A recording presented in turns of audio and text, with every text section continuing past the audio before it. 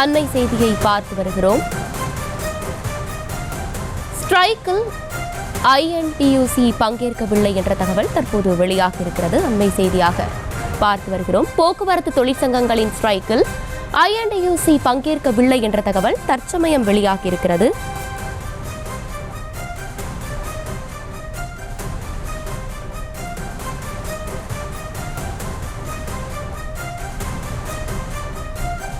போக்குவரத்து தொழிற்சங்கங்களின் ஸ்ட்ரைக்கில் INTUC பங்கேற்கவில்லை என்ற தகவல் தற்போது வெளியாகி இருக்கிறது.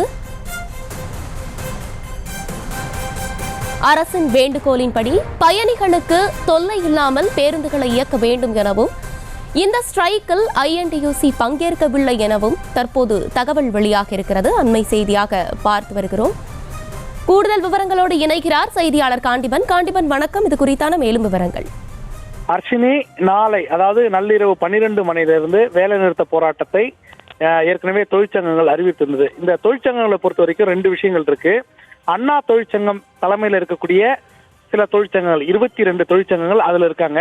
அதே நேரத்துல தோமுசா போன்ற தொழிற்சங்கங்கள் ஒன்றாக ஒரு 9 கூட்டணி இருந்தாங்க. தற்போது தோமுசா இல்ல. அது இல்லாம CITU, AITUC, MLF, INTUC Congress சம்பந்தப்பட்ட தொழிற்சங்கம். இந்த தொழிற்சங்கம் இந்த கூட்டமைப்புகள் இரண்டும் ஒன்றாக இணைந்துதான் நாளை வேலை நிறுத்த போராட்டத்தை அறிவித்திருந்தாங்க. இன்று நள்ளிரவிலிருந்து அந்த போராட்டம் நடைபெறும் என்று தெரிவித்திருந்தார்கள். இந்த நிலையில இந்த போக்கு சரியில்லை. அதே நேரத்தில் அரசு முன் வந்திருக்கிறது.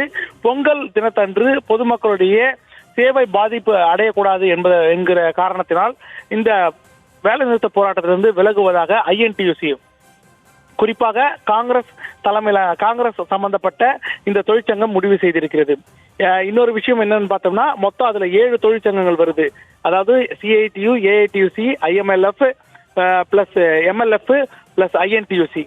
இந்த தொழிற்சங்கங்கள் நடுவில் தான் தற்போது அந்த 7 தொழிற்சங்கங்கள்ல ஒரு தொழிற்சங்கங்கள் தங்களுடைய வேலைநிறுத்த போராட்டத்தை வாபஸ் செய்திருக்கிறது.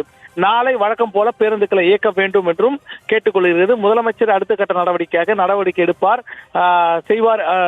மக்களுக்கு தொழிலாளர்களுக்கு தேவையான நலனை செய்வார் என்று அவர்கள் குறிப்பிட்டு ஒரு அறிக்கையை வெளியிட்டிருக்கிறார்கள். அர்ஷினி, செய்திகளை உடனுக்குடனும் துல்லியமாகவும் தெரிந்து கொள்ள சப்ஸ்கிரைப் பண்ணுங்க.